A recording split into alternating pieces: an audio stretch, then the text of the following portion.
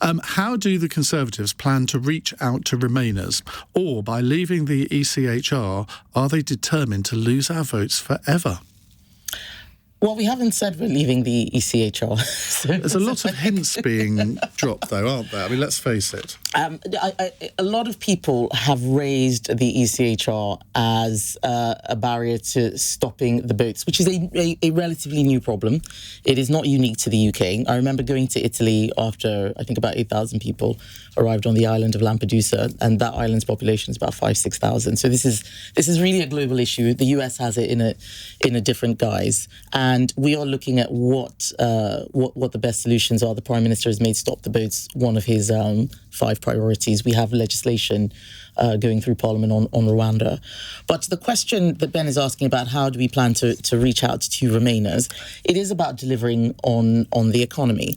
And I often get characterised as being, like an urgent Brexiteer, somebody who's, really, really into Brexit. I keep reminding people that I wasn't an MP when we voted to leave, and I actually didn't know what I was going to do on the day until I went to the polling booth.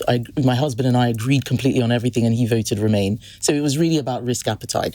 And the only thing we can do is deliver. We picked a strategy and said, this is the strategy.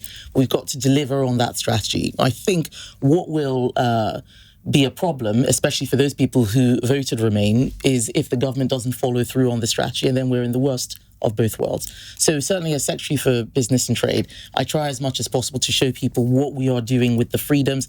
I put out a report 4 years on what we've achieved on trade deals, what we've been able to do on manufacturing, because we've been out of EU rules, a lot of the things we're doing on regulation. But these things, the benefits are very disparate, but people remember what has changed. But it's a lot harder for them to quantify what is improving because it's spread out quite evenly. So certainly in order to reach out to Remainers, we've got to keep telling the good story on the economy. We're doing as well or better than our peers, despite having more shocks. And I think that is a testament to how well we've run the economy over the last 14 years. I'm not saying it's perfect. Do you think leaving the ECHR should be a manifesto commitment? I don't know. But I've always said that we shouldn't take it off the table. But the important thing is to show people that there is a plan. I think for those people who have been very sceptical about what happened post-leaving the EU, it was that the leaving was talked about rather than how we would leave. And then we ended up spending, 3 years going round and round in circles. I was in Parliament for that, when no one, when no one could work out what was the best way to leave. And if you're going to do something like leave the ECHR, and I haven't said that we are, it's just an idea that is floated more and more. We need to demonstrate exactly what it is we're trying to achieve and bring people with us. You used an interesting phrase there about when you decided to vote for Brexit, literally as you were in the polling station.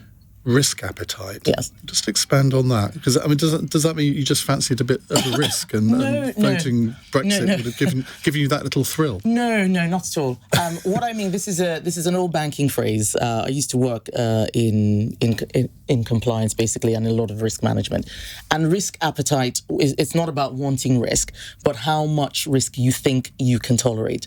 And having a spouse who had the exact same views, but thought, I don't think this is going to work out. I agree with everything, but can we handle it? And I thought, yes, we can handle it. I think we can. If any country can do it, it's the UK. Otherwise, no one can leave. And I think we've got the brains, we've got the resources, and so on. So that's what I mean by risk appetite. Okay, Kevin in Bristol, I think, has got a call on this. Kevin, what would you like to say? Yeah, my question is that as you, Kemi Badenoch, you voted for Brexit, how well you think the British economy is going, especially as we are the first economy in trade history to raise barriers with our major trading partners, and the trade deals done so far are really very small and don't have a small beer compared with the trade arrangement of the EU. Thank you. So we haven't, certainly we didn't originally raise barriers. We actually didn't raise barriers. The EU did. And that was one of the risks I think that we were aware of, that there might be some retaliation for us leaving. But you are about to impose barriers. Yes, but the reason why, and this is one of the interesting things about how these things play out. The reason why is because we have a lot of stakeholders, farmers, for example, who want a level playing field, and this is where the tension between the free markets and the protectionism comes in. That if you pick a free market, free trade strategy, you need to, again, risk appetite comes into it. You need to decide how far you are going to go. But what I would stress is that we do have the most comprehensive free trade agreement with the EU. No other country in the world has this. So the trade deals which we are doing are in addition to that, not instead of. And many people talk about the benefits being so small. You look at the figures for what's happened with trade with Australia since we signed the FTA. Far more than any of the models predicted. It is going gangbusters. We are now the fourth largest exporter in the world. On services exporters, we are doing brilliantly. I think we're the second largest you are putting up barriers. in the world. Yes, but other things have come down. So we've removed tariffs, for example. We've removed loads of tariffs, and the cost of living crisis has actually hidden quite a lot of what has been done. We've removed tariffs on lots of products, which became cheaper, but inflation has masked. But if you're a delicatessen owner in Britain, I can't remember when this comes in, but it's imminent if it hasn't already happened, and you're importing cheeses from Italy, for example, you're going to be faced with a bill for every time you import them up to £145. Now, that cannot be absorbed by the importer, so it's going to have to be passed on to the consumer. Therefore, inflation goes up again. So in a manner of speaking, inflation, there are lots of different products that will have more of an impact on inflation than others. But, interest rates and so on, those are the things that will really, really have an impact. The owner of that delicatessen is also able to source cheaper products from all over the world in a way that they couldn't beforehand. So, for example, I remember when there was a tomato shortage in Western Europe. It wasn't a UK thing. I think some people thought that it was. Tomatoes from Morocco, easier to come into the UK than the rest of the EU. So we now have more options. And food security is about raising our own domestic baseline resilience. So protecting our farmers. Prime Minister is very keen to show that we are making sure the farmers in the UK flourish. But it's also about getting that plurality of supply from all over the world, not just Europe, because quite often when they have the same problems that we do. We want to be global Britain. We want to face the whole world, not just the EU. How is it of a benefit to anyone in the UK if they want to send a book to somebody in France that is worth £25 and it's a gift, and then their friend in France is faced with a customs bill of €14?